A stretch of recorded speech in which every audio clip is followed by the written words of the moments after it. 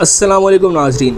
पाकिस्तान और भारत का जब भी आमना सामना होता है तो ये सिर्फ़ एक मैच नहीं बल्कि एक क्रिकेट जंग बन जाती है और इसी जंग का सबसे बड़ा मार्का अब 21 सितंबर को होने जा रहा है। शायकीन क्रिकेट कई हफ्तों से इस मैच का इंतज़ार कर रहे थे। ख़ास तौर पर पिछले मैच में पाकिस्तान को बदतरीन शिकस्त के बाद तो लाजमी इंतज़ार कर रहे थे और आखिरकार पाकिस्तान क्रिकेट बोर्ड ने भारत के ख़िलाफ़ अगले मैच के लिए पाकिस्तानी टीम की नई प्लेइंग 11 का ऐलान भी कर दिया है। इस प्लेइंग 11 में हैरानकुन तब्दीलियाँ की गई हैं, 4 बड़े फैसले किए गए हैं और साथ ही मैच का नए टाइम टेबल का भी ऐलान कर दिया गया है क्योंकि पिछला मैच नाज़रीन 1 घंटे ताख़ीर से शुरू हुआ था। सबसे पहले बात करते हैं उस प्लेइंग 11 की जिस पर सबकी नज़रें जमी हुई हैं। नंबर 1 पर आपको पाकिस्तान के ख़तरनाक तरीन ओपनर फ़खर जमान नज़र आएंगे। जी हाँ नाज़रीन, साइम अयूब के मुसलसल नाकाम होने के बाद अब ये फ़ैसला किया गया है कि फ़खर जमान भारत के ख़िलाफ़ होने वाले मैच में जारियाना क्रिकेट खेलते हुए ओपनिंग करेंगे और अगले मैच में भी वो ओपनिंग करते हुए नज़र आएंगे। उनके साथ ओपनिंग करने वाले हैं साहिबजादा फरहान, जो पिछले मैच में अगरचे थोड़े सुस्त खेले लेकिन बुमराह जैसे बॉलर को शानदार शॉट्स भी लगाए। फरहान ने ऐलान किया है कि इस मैच में वो फेयरलेस क्रिकेट खेलेंगे और बड़ी इनिंग्स खेलने का अज़म रखते हैं। उसके बाद नाजरीन सबसे बड़ा फ़ैसला साइम अयूब के हवाले से लिया गया है। साइम अयूब इस एशिया कप में मुसलसल नाकाम हो रहे हैं। 3 मैचेस में 0 पर अब तक आउट हुए हैं लेकिन बॉलिंग में 6 विकेटें हासिल करके पाकिस्तान की जानिब से टॉप विकेट टेकर हैं। टीम मैनेजमेंट ने उनकी बैटिंग पोजीशन बदल दी है और अब वो नंबर 3 पर बैटिंग करेंगे।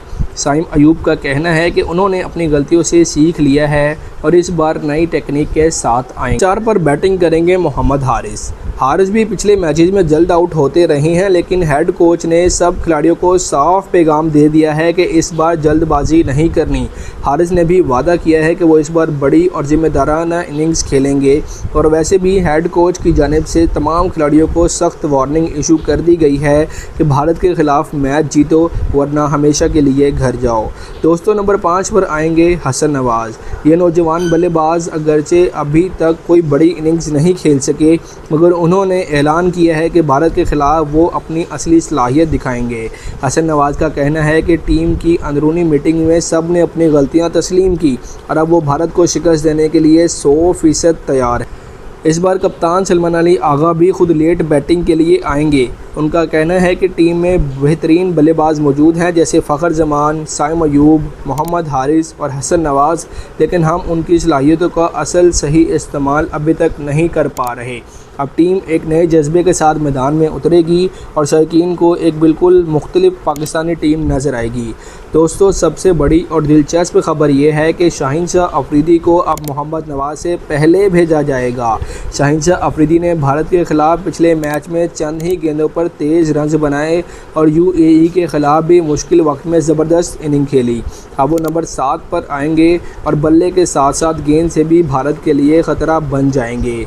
नंबर 8 पर बैटिंग करेंगे मोहम्मद नवाज़।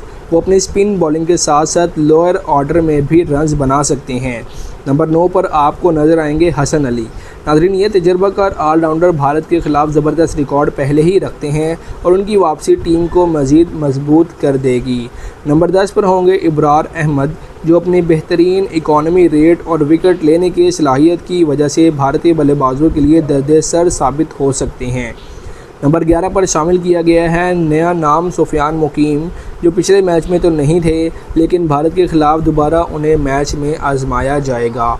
दोस्तों, सबसे बड़ी ब्रेकिंग न्यूज़ उन खिलाड़ियों के हवाले से है। बाबर आजम, मोहम्मद रिजवान, नसीम शाह और इफ्तिखार अहमद फ़िलहाल एशिया कप की टीम का तो हिस्सा नहीं है लेकिन ज़राए के मुताबिक एशिया कप के फौरी बाद शुरू होने वाली सीरीज़ में ये खिलाड़ी वापस आएंगे और T20 क्रिकेट वर्ल्ड कप में टीम का इनके ना होने से टीम कमज़ोर दिखाई दी लेकिन उनकी वापसी पाकिस्तान को एक बार फिर ख़तरनाक टीम बना देगी। दोस्तों, एक और बड़ी ख़बर, भारत के ख़िलाफ़ ये मैच अब रात 7:30 बजे शुरू होगा लेकिन पिछला मैच 8:30 बजे शुरू हुआ था। यानी शायकीन क्रिकेट प्राइम टाइम में इस बड़े मुकाबले को देख सकेंगे। 21 सितंबर को होने वाला ये मैच एशिया कप का सबसे बड़ा और फैसलाकुन मुकाबला होगा। हेड कोच नाज़रीन माइक हसन का कहना है कि पिछले मैच में हम जल्दबाजी कर गए और जज्बात में बहकर अपनी हिकमत अमली भूल बैठे, लेकिन इस बार सब खिलाड़ियों को वाज़ह हिदायत की जा रही है कि क्रिकेट ज़रूर खेलनी है लेकिन जल्दबाजी नहीं करनी। कप्तान सलमान अली आगा ने भी यही पैगाम दिया है कि जारहाना क्रिकेट खेलें लेकिन जल्दबाजी ना करें। इस बार मुख्तलिफ पाकिस्तानी टीम नज़र आनी चाहिए। दोस्तों, अब आप सबसे बड़ा सवाल है कि पाकिस्तान, आपके ख्याल में इस बार पाकिस्तान को कौन लीड करेगा? सलमान अली आगा, मोहम्मद रिजवान या बाबर आजम, जो आगे आने वाली T20 सीरीज़ है एशिया कप के बाद, इनमें से कौन सा बेहतरीन कप्तान होगा? अपनी राय कमेंट सेक्शन में ज़रूर दीजिएगा। मिलते हैं अगली वीडियो में, तब तक के लिए अल्लाह हाफिज़।